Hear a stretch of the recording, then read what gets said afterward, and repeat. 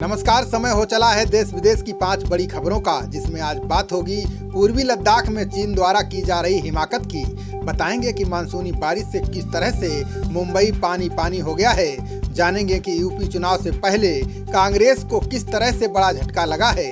साथ ही बात करेंगे आर्थिक तंगी से जूझ रही कंगना रनौत ने कैसे बयां किया अपना दर्द। अंत में बताएंगे कि बाहुबली विधायक और माफिया मुख्तार अंसारी की मऊ में करोड़ों की संपत्ति का प्रशासन ने क्या हाल किया।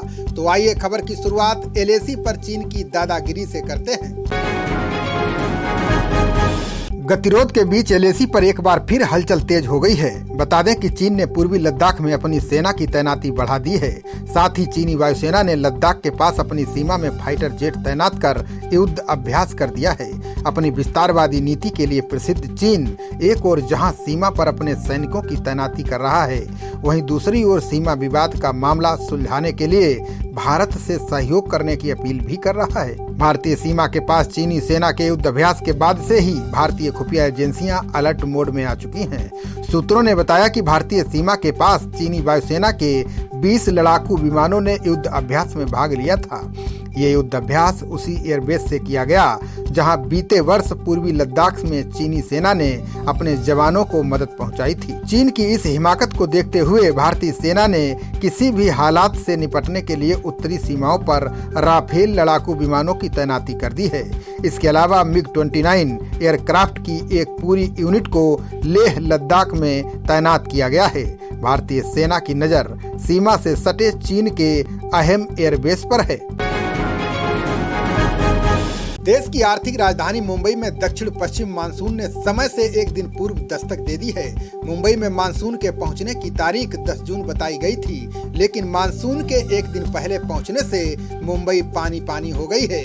बारिश के पानी से जगह जगह सड़कें जलमग्न हो गई हैं, जिसके चलते ट्रैफिक जाम हो गया है।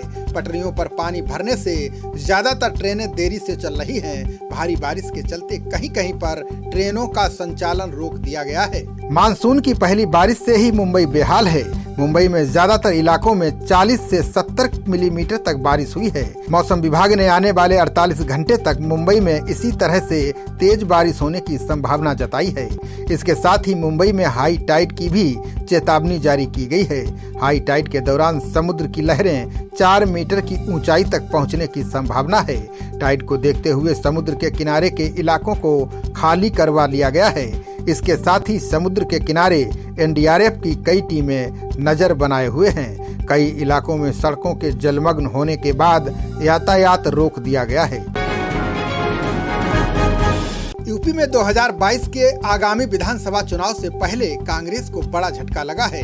पार्टी के दिग्गज नेता और पूर्व केंद्रीय मंत्री जितिन प्रसाद ने बीजेपी का दामन थाम लिया है। जितिन प्रसाद को केंद्रीय मंत्री पीयूष गोयल ने पार्टी की सदस्यता दिलाई है। आपको बता दें कि जितिन प्रसाद काफी समय से कांग्रेस से नाराज चल रहे थे। जितिन प्रसाद यूपी कांग्रेस में बड़ी जिम्मेदारी चाहते थे, लेकिन पार्टी की तरफ से उन्हें लगातार नजरअंदाज किया जा रहा था, जिससे नाराज होकर जितिन प्रसाद ने भाजपा का दामन थाम लिया।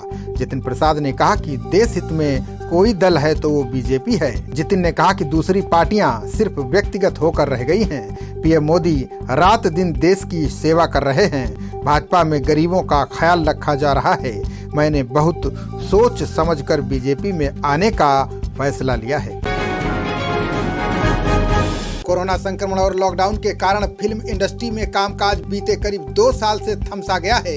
एक्टर्स से लेकर जूनियर आर्टिस्ट और सेट पर काम करने वाले दिहाड़ी मजदूर आर्थिक तंगी से जूझ रहे हैं। अब बॉलीवुड एक्ट्रेस कंगना रनौत ने भी दावा किया है कि काम नहीं मिलने के कारण उनके पास पैसों की कमी हो गई है।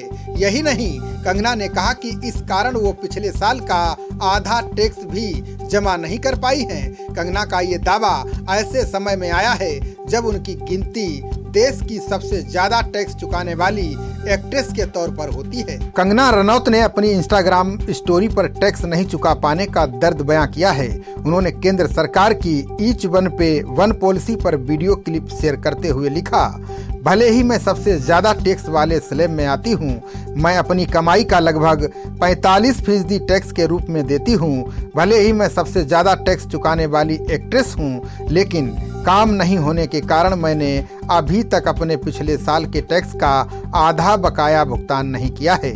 मेरे जीवन में पहली बार मुझे टैक्स देने में देर हो रही है। कंगना ने पोस्ट में आगे लिखा कि सरकार उनके बकाया टैक्स पर इंटरेस्ट यानी ब्याज जोड़ रही है। हालांकि वो इसका स्वागत करती हैं।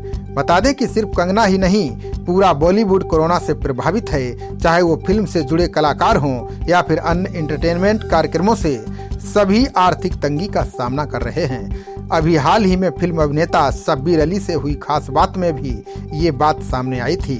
उन्होंने कहा था कि पूरे 2 साल हो चुके हैं, उनका प्रोडक्शन हाउस पूरी तरह से बंद है। वहाँ काम करने वाले किसी न किसी तरह से अपना जीवन यापन कर रहे हैं। लगातार काम न होने से आर्थिक तंगी स्वाभाविक है।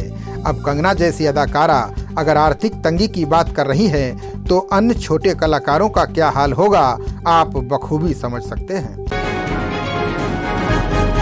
बांदा की जेल में बंद बाहुबली विधायक और माफिया मुख्तार अंसारी की मऊ में करोड़ों की संपत्ति कुर्क कर दी गई है। बता दें कि मुख्तार अंसारी ने हाईवे पर अपनी मां के नाम एक जमीन खरीदी थी, जो बाद में वसीयत में उनके दोनों बेटों के नाम हो गई है। मऊ के जिलाधिकारी के आदेश पर बुधवार को मुख्तार अंसारी द्वारा अवैध तरीके से अर्जित की गई लगभग 24 करोड़ लागत की भूमि को कुर्क कर लिया गया है। जहांगीराबाद स्थित जमीन को मुख्तार अंसारी ने अपनी मां राबिया बेगम के नाम से 2015 में बैनामा करवाया था, जिसे बाद में राबिया ने मुख्तार अंसारी के दोनों बेटे अब्बास अंसारी और उमर अंसारी के नाम से वसीयत कर दिया था। दक्षिण टोला थाने में विवेचना के दौरान प्रकाश में आया कि मुख्तार अंसारी ने अवैध तरीके से इस जमीन को अर्जित किया है। 8,880 वर्ग मीटर की इस जमीन की कीमत वर्तमान में लगभग 24 करोड़ रुपए है। उसी जमीन में एक मस्जिद का निर्माण है, उसे जिला प्रशासन ने छोड़ दिया है। खबरों का सिलसिला जारी रहेगा, देखते रहिए जनप्रवाद। नमस्कार।